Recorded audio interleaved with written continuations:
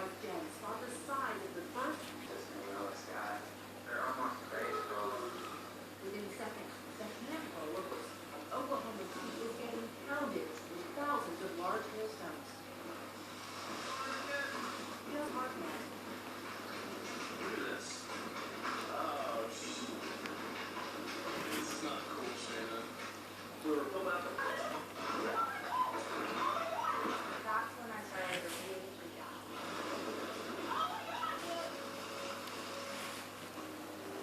Coming up, with wildfires on either side of him, one man makes a shocking decision. So we either do it or die, or we do it die.